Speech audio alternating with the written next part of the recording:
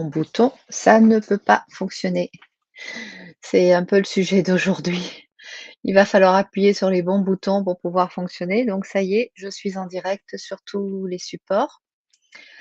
Eh bien, bonjour, j'espère que vous allez bien, que vous êtes en forme, que tout se passe bien pour vous. J'ai eu envie de vous traiter le sujet de comment accompagner, les règles douloureuses chez les femmes hypersensibles parce que je pense que mon enregistrement ne va pas, suppléer bien entendu à une consultation avec un spécialiste, hein, quel qu'il soit. Mais en tout cas, il peut vous mettre, sur la piste de quelques informations, nécessaires, en tout cas pour soulager au début. Si le problème est vraiment important, et qu'on est hors cadre, c'est-à-dire plutôt du côté de la médecine, eh bien c'est un gynécologue, qu'il faudra consulter. Il y a des solutions aussi qui peuvent être apportées en collaboration avec la naturopathie, puisque moi-même je suis, praticienne, de santé naturopathe. J'exerce, ce noble métier depuis maintenant une trentaine d'années et j'accompagne, les femmes, mais les hommes également parce que comme j'ai vu ce matin avec une de mes clientes, qui souffre de mycose vaginale, due à une candidose, nous avons également, mis en place un traitement naturopathique, un accompagnement naturopathique pour, son conjoint qui, n'était, pas traité et accompagné jusqu'à présent. Voilà, donc quand on tourne en rond sur des problématiques, bah, c'est mon actu de ce matin. Quand on tourne en rond sur des problèmes d'infection, chez nous les femmes, eh bien, il faut aller voir du côté de nos conjoints, voire de nos conjointes, hein, te ce problème-là n'est pas genré, et de traiter, les deux conjoints, de cette problématique. Bonjour, Selma Laraki. Bonjour Naturo 91. Alors nous avons fait un retour en voiture avec Naturo 91, il me semble. Coucou. Donc voilà, en fait, ce sujet-là, n'hésitez pas à me poser vos questions parce que c'est confortable quand on nous pose des questions. Merci de votre bonjour. Même effectivement sur LinkedIn et les amis de LinkedIn et de Facebook qui me voient en même temps que les amis d'Instagram, n'hésitez pas à poser vos questions. Normalement, je check tout. Vous inquiétez pas trop si je réponds pas tout de suite, mais comme ça défile et qu'il faut tout regarder, tous les écrans en même temps, c'est pas toujours évident et j'ai pas quelqu'un en régie qui me dit: «Hop Johanna, il y a, une question pour toi donc réponds-y s'il te plaît», ou alors une petite fiche qui circule ou alors l'oreillette qui me dit: «Il y a une question», donc tout ça, c'est fait par, ma petite personne comme vous quand vous faites vos lives et vos directs. Donc en fait, ce sujet, d'accompagnement des règles douloureuses chez les femmes hypersensibles est un vrai sujet. Il y a vraiment de quoi faire.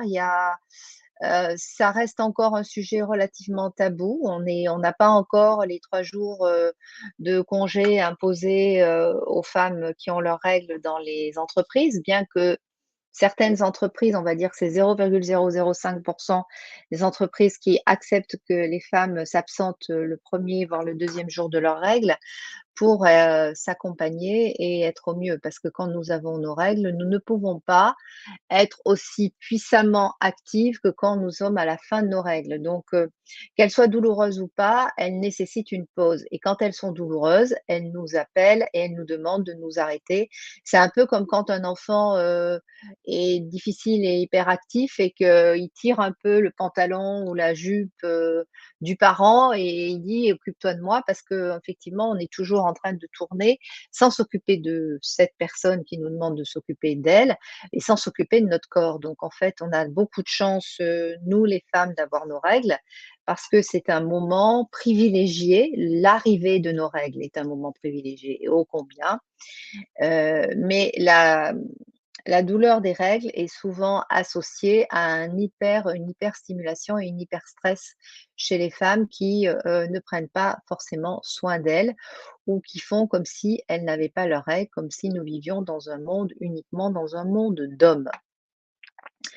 Donc ceci étant dit, je voulais quand même vous parler, n'hésitez pas à me poser vos questions.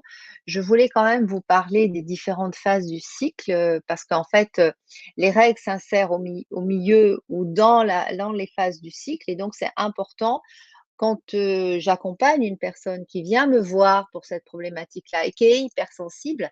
Donc quand, la personne est hypersensible, elle est très attentive à comprendre qu'est-ce qui se passe tout autour, en fait. Elle ne vient pas seulement pour les règles douloureuses et uniquement pour les règles douloureuses, mais en plus, elle a besoin de comprendre comment ça se passe tout autour, comment ça se vit, comment ça s'inscrit dans son corps et quelles sont les différentes phases. Donc c'est important que je vous explique que vous avez la phase 1 qui est la phase d'arrivée des règles, la phase des règles, la phase 2 qui est la phase pré-ovulatoire, la phase 3 qui est la phase ovulatoire et la phase 4 qui est la phase prémenstruelle. Chaque phase a son énergie, a son archétype, a son élément de la nature et a ses plantes et a ses élixirs floraux et a ses postures et ses mantras. Donc, j'ai une coupure sur Instagram, voilà, ça repart. Donc chaque phase a son, objectif. L'objectif de la phase 1, la phase des règles étant le retour à soi, le retour dans sa grotte intime et le retour dans son espace du hyper féminin.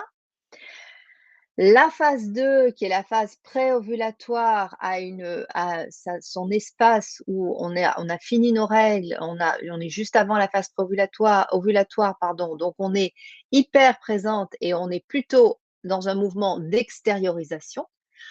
Pour revenir, vous voyez, c'est comme un inspire et un expire, pour revenir dans la phase 3, qui est la phase ovulatoire, qui est une phase de repli sur soi, pas aussi forte que le repli sur soi de la phase des règles, qui est un repli sur soi maternant, qui est maternant extérieur, alors que la phase 1, la phase des règles, est un repli sur soi maternant pour soi. Donc, vous voyez, il y a un mouvement d'entrée et de sortie.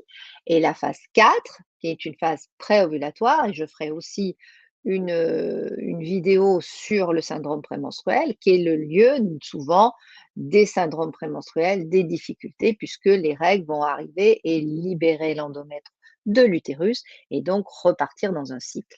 Et ça, c'est vraiment, important que vous puissiez intégrer tout cet ensemble-là, qui est le cycle, donc qui commence au début des règles et qui s'arrête à la ménopause et qui va nous rythmer pendant près d'une quarantaine d'années de notre vie.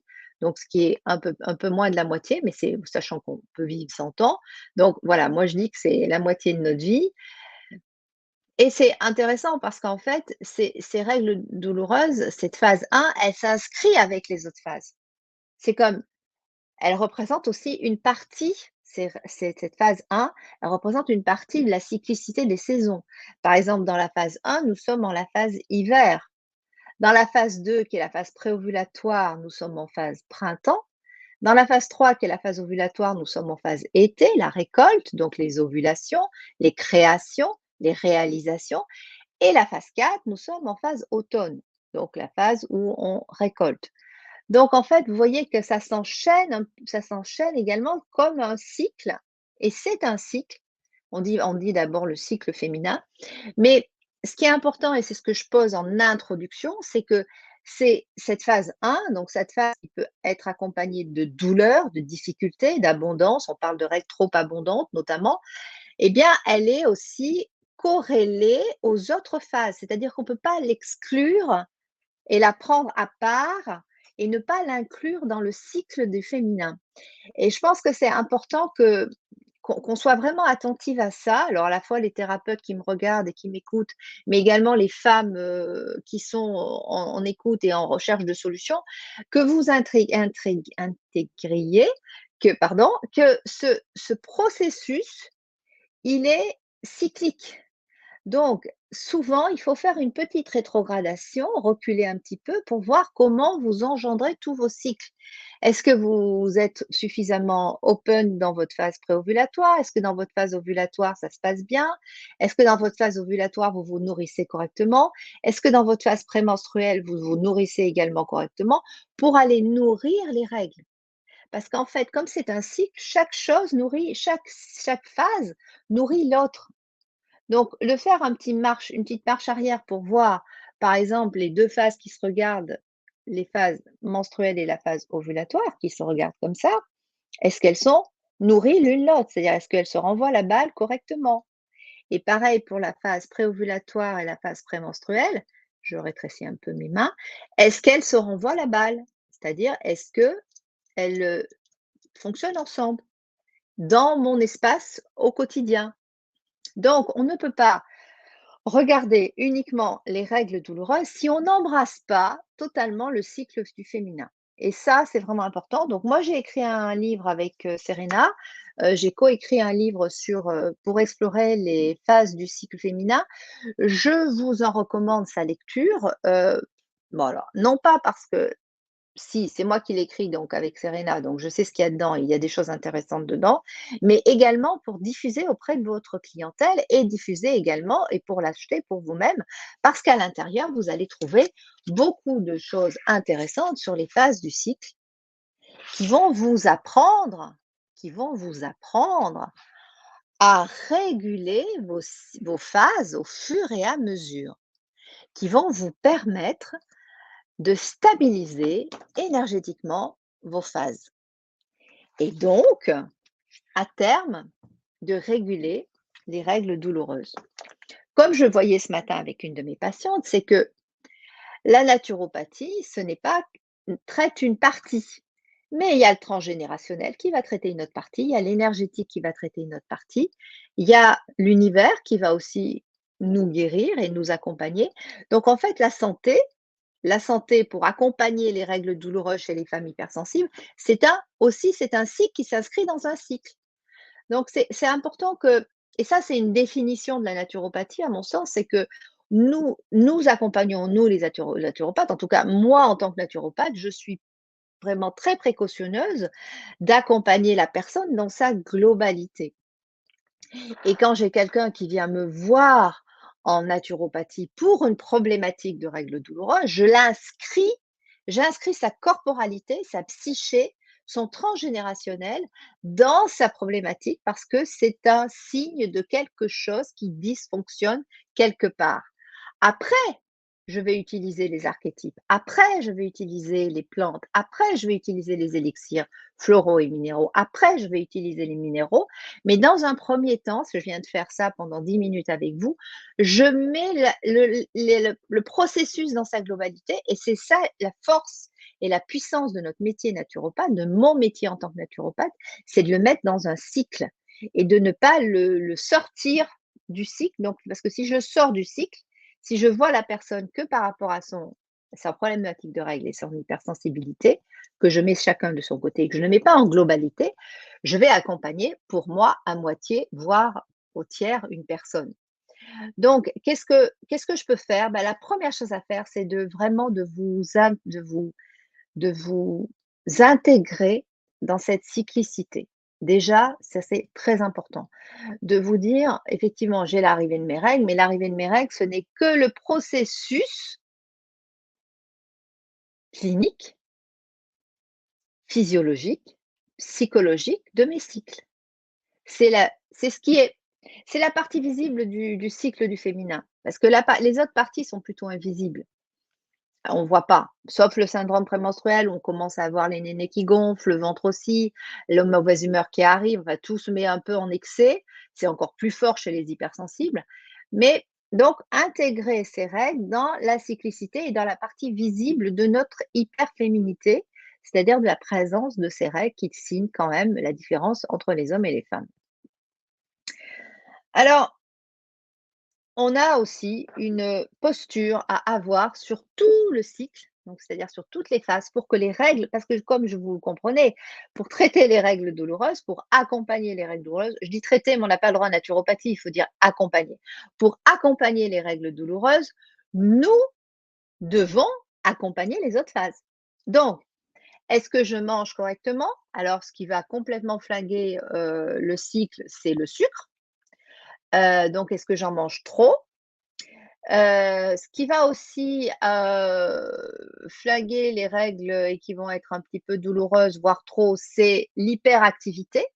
Donc certaines hypersensibles, mais pas toutes, ont tendance à être hyperactives tout le long de leur cycle et être les mêmes de manière linéaire, un peu comme un masculin, comme un homme. Ça, c'est pas une bonne idée. Donc, il faut se créer des pauses. L'hyperactivité peut être visible chez les hypersensibles dans l'hyperactivité mentale. Donc, je recommande plutôt la méditation, voire la marche méditative, parce que pour arrêter un hypersensible qui est hyperactif, si vous l'asseyez sur un fauteuil pour lui dire de méditer, elle va pas le faire. C'est pas les personnes qui sont faites pour ça. Donc, elles sont plutôt pour de faire des choses en action. Donc, la marche active, mais active et pensive et méditative, peut être intéressante pour pouvoir apaiser ces hormones qui jouent la pagaille, qui font la pagaille durant tout le cycle et qui créent des règles douloureuses. Donc en fait, c'est vraiment au niveau de l'hyperactivité, il faut être très vigilant parce que comme les règles interviennent pour nous demander de nous poser, parce que c'est le seul moment du mois où vous ne pouvez pas partir sans une cup de rechange, sans une culotte de règle de rechange, une serviette de rechange, sans un tampon si vous en utilisez encore, de rechange. C'est-à-dire, vous devez être focus sur de quoi j'ai besoin pour me protéger pour ma journée de travail. C'est pas possible de partir sans protection. Donc, en fait, ça vous oblige à penser à vous.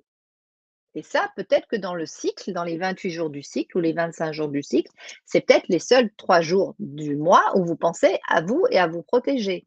Peut-être que les autres jours, vous y pensez pas.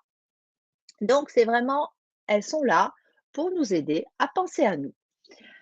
La respiration également peut être d'un bon secours, mais c'est pas miraculeux. C'est-à-dire que la respiration, il faut déjà s'être entraîné au moins 3 cycles pour pouvoir apaiser, si ça fonctionne, des règles douloureuses. La consommation du sucre, la respiration, la marche pensive et méditative pour celles qui ont du mal à rester assises, mais également la prise de certains compléments alimentaires qui peuvent vous aider. Mais ça arrive en bout de chaîne. Avant, on va essayer les plantes également qui peuvent être intéressantes. Alors, vous avez les plantes, vous avez l'achillée qui peut être intéressante. Vous avez le fenugrec qui peut être bien aussi, l'alfalfa, le thym, l'aubépine, le viorne et l'armoise, qui peuvent être des plantes très intéressantes sous forme de teinture mère, de macérat glycériné, de quantis, donc d'extraits de plantes fraîches soutenues dans un support de glycérine, les huiles essentielles également, avec plein de précautions d'usage, mais ça, je vous rappelle, je vous renvoie vers des manuels sur les huiles essentielles qui vous donnent toutes les précautions d'usage. Donc, ces plantes-là peuvent vous accompagner, mais elles vont vous accompagner en soutien, c'est-à-dire tout ce que je viens de dire depuis 20 minutes est à prendre en considération. Ce n'est pas des remèdes miracles, les plantes. Elles ne vont fonctionner, elles fonctionneront de mieux en mieux si mon état énergétique est calé. La prise d'onagre également à partir du 14e jour du cycle pour la plupart peut être intéressante, mais pas dans tous les cas. Donc ça, quand on rentre un peu dans le détail, il est préférable de vous orienter vers un spécialiste ou une spécialiste qui va vous aider à gérer le mieux les compléments alimentaires. Votre alimentation doit être également riche en légumes racines, riche en céréales de bonne qualité, riche en huile, en oméga 3, en oméga 7, en oméga 9 et peu en oméga 6. Elle doit être pauvre en protéines animales. Elle doit être riche en protéines végétales, telles que les algues, les champignons, la spiruline, la clamate. Tout ça, ce sont des outils qui peuvent vous aider à régénérer votre paroi utérine et à faire en sorte que sur tout le cycle, les choses se passent mieux. Les élixirs floraux qui peuvent accompagner, alors il y en a plein, vous allez me dire, mais quels sont les élixirs floraux qui peuvent accompagner vraiment les règles? Alors après, les règles douloureuses. Après, il est évident que ça va être en fonction de chacune et en fonction de son tempérament et de son histoire gynécologique. Vous avez le pommier qui peut totalement aider parce qu'il y a des difficultés à libérer l'utérus. Je dis bien libérer l'utérus puisqu'il y a eu un magma qui s'est mis en place dans l'utérus et il n'y a pas fécondation. Donc il y a un relâchement de ces produits utérins qui tombe et qui tombe par le vagin via les voies d'éjection par le vagin et donc il faut aider parfois cette libération et le pommier en élixir floral peut être très intéressant, notamment si on a toute une histoire de «les règles, c'est sale» parce que le pommier va aller travailler et va vous réconcilier avec cet espace-là qui a pu peut-être être dit par, vos mères ou vos grands-mères. L'olivier également. Alors pourquoi l'élixir floral d'olivier? Parce que l'olivier est un élixir floral qui redonne de l'énergie, qui redonne de la vitalité. La symbolique, c'est vous savez que la colombe sur l'arche de Noé est revenue avec un brin d'olivier. C'est-à-dire qu'elle elle redonne la renaissance à l'arche de Noé. C'est elle qui apporte le point d'orgue à l'arche de Noé. Donc l'olivier et les oliviers vivent très longtemps. Les plus ils vivent longtemps, meilleurs ils sont en posture et en enracinement. Donc ça redonne de l'énergie et quand on a nos règles et surtout si elles sont douloureuses, il est probable qu'on ait besoin de redonner de l'énergie. Et l'arnica également, l'élixir floral d'arnica, Arnica montana, donc qui pousse, vous savez, au-dessus d'une chaîne de on en voit de l'arnica dans la nature à partir de 1400 mètres d'altitude, donc en pleine altitude. Donc, ce sont des soleils, en fait, qui poussent un peu de manière éparse, comme ça. Vous les verrez dans la montagne début juillet, dans les montagnes début juillet, au-dessus de 1400-1500 mètres d'altitude. Et eux, ils apportent une revitalisation, une guérison, puisque l'arnica montana est utilisée pour les coups et les blessures en basse dilution. Et là, on est dans des très, très hautes dilutions en élixir floral. Donc, on va accompagner la muqueuse utérine qui est en train de se desquamer. Les huiles essentielles en massage sur, le ventre avec un peu d'huile végétale. Alors, les huiles essentielles, il faut toujours faire un essai dans le creux du poignet pour voir si j'ai pas une réaction et avant de l'utiliser de manière intensive. Donc toujours utiliser des huiles essentielles avec parcimonie sur un laps de temps court et toujours faire un test avant. Donc ça, franchement, c'est les précautions d'usage. Vous les lirez partout chez mes confrères et mes consoeurs, mais je vous les redonne parce que nous ne sommes pas des excès, nous ne demandons pas aux huiles essentielles d'être utilisées tout le temps sur une longue période. Donc c'est court, c'est petit et on teste. C'est facile à s'en rappeler. Donc la myrrhe peut être intéressante, ainsi que l'huile essentielle d'estragon. Vous pouvez même faire un mélange à quantité égale, une goutte de chaque, pour une cuillère à café d'une huile végétale que vous avez sous la main, votre huile végétale classique que vous utilisez pour le corps, la macadamia, l'avocat, j'en passe, le sésame si vous aimez bien le sésame, et vous massez votre ventre avec ces huiles essentielles. Ça peut tout à fait être efficace. Alors, vous pouvez ajouter dans ce petit massage que vous vous préparez de l'élixir floral de pommier, d'olivier ou d'arnica. Ça peut aussi fonctionner et c'est très intéressant. Mais vous l'aurez compris que tout ce qui fonctionne en fait, tout ce qui marche, c'est important d'écouter toute cette mini conférence parce que depuis le début, on est sur le global. Là, on est un peu sur symptôme. Mais comme les huiles essentielles sont plus globales, on n'est pas trop proche d'un anti-symptôme. Pour éviter que on soit sur l'anti-symptôme et donc c'est pas notre métier l'anti-symptôme. Nous, en tant que naturopathes, nous faisons de la globalisation et nous regardons la santé dans sa globalité. La consommation de sucre et la consommation d'alcool et la consommation de sous-produits dérivés ou de produits transformés avec beaucoup de perturbateurs endocriniens, l'exposition aux ondes électromagnétiques sont aussi précurseurs et révélateurs de règles douloureuses. Si vous vous baladez avec votre téléphone sur le ventre toute la journée, il est sûr qu'au bout d'un moment, vous allez avoir quelques soucis. Ou pas, parce que rien n'est écrit d'avance, mais en tout cas, vous favorisez pas la bonne santé pour votre utérus qui est, je vous le rappelle, tout petit, hein. Ça fait 6 centimètres un utérus, c'est pas très grand. Donc mais tout le système, cette, hyperostrogénie relative qui est signée par des règles abondantes et des règles douloureuses, peut être accompagnée précédemment en ayant une alimentation à 100 légumes, à 100 protéines, à 100 céréales et avec très peu de sucre et beaucoup d'eau. D'ailleurs, vous pouvez boire de l'eau à votre santé. Je suis encore à la sève de bouleau. Je ne sais pas si vous avez tenté la sève de bouleau cette année, mais en tout cas, Moi, c'est, je pense la 5e année que je fais ma cure de sève de bouleau fraîche, qui rentre aussi dans une globalité de la santé. Je prends pas de la sève de bouleau parce que je veux traiter ça, je prends de la sève de bouleau parce que je veux rester en bonne santé. C'est ça la clé de la naturopathie et de la vision globale et holistique des choses. Dans la phase des règles, je vais avoir une alimentation, alors certes hyper végétalisée, mais aussi hyper protéinée pour pas ressortir sur les genoux de la phase de mes règles, parce que j'ai quand même besoin de nourrir mon corps, avec des aliments chauds. Donc évitez de manger cru et froid au moment des règles, ça fait pas du tout du bien à votre corps. Allez plutôt voir du côté des aliments chauds, des boissons chaudes, une bouillotte, par exemple, une bouillotte chaude sur les reins et sur le ventre, c'est excellent, mais ça, on le sait tellement que j'en ai même pas parlé parce que ça fonctionne tellement bien que la plupart de mes copines, quand on avait encore nos règles, parce que moi, je les ai plus depuis 4 ans, mais on se baladait tout le temps avec nos bouillottes au cas où.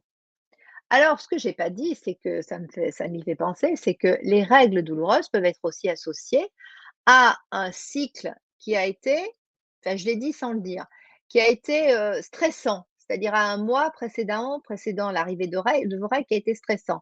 C'est les règles, c'est aussi normal, c'est une évacuation de notre acidité en excès dans le corps. C'est super d'avoir ces règles. J'ai dit que c'était super au début, mais je le redis à la fin de ma conférence parce que c'est extraordinaire les règles, ça élimine l'acidité. Je peux vous dire, moi qui ai plus mes règles depuis 4 ans, c'est qu'il y a fort à faire pour la ménopause, pour éliminer nos acides, alors quand on n'a plus nos règles. Donc il y a fort à faire, il faut encore plus s'occuper de soi pour pouvoir gérer tous les inconvénients de la ménopause.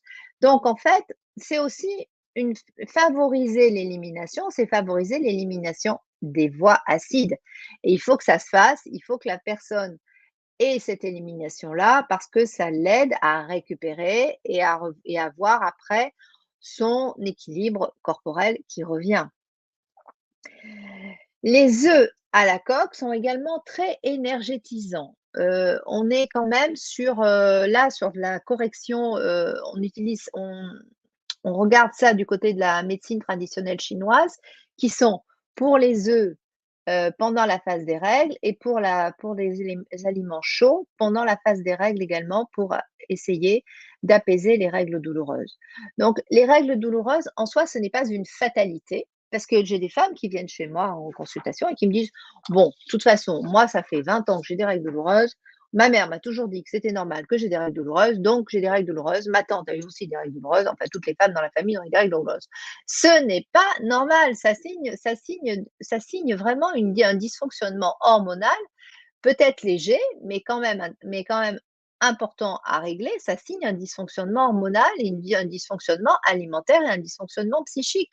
Donc il est important d'aller regarder et parfois, il ne faut pas une correction énorme, mais parfois des petites corrections comme j'ai déroulé aujourd'hui avec vous, peut être ces petites corrections mis bout à bout peuvent vous accompagner et faire que vos règles s'apaisent et soient normales. Alors bien sûr, ça tiraille un peu dans le corps et encore même pas. Il n'est pas obligatoire que ça tiraille dans le ventre et que ça fasse mal. C'est pas obligatoire. On n'est pas obligé d'être belle et tais-toi, quoi. Ça marche pas, ça, ce truc-là. Donc, c'est une fausse idée de penser que les règles douloureuses, c'est normal. Et ça, c'est important que je le dise parce que avec mes 30 ans d'expérience, certes, j'en ai pas 50, mais quand même, je me suis rendu compte qu'on avait beaucoup de choses qui pouvaient aider les femmes, des choses simples, des choses basiques, des choses du bon sens près de chez soi, pour pouvoir accompagner les femmes avec leurs règles douloureuses et pour pouvoir accompagner nos sœurs, parce que nous sommes toutes ensemble, et mieux on sera et mieux le monde sera sur cette terre. Je vous remercie de votre écoute.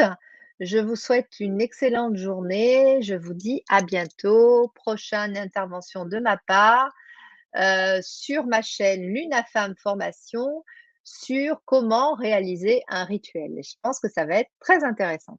À bientôt. Au revoir.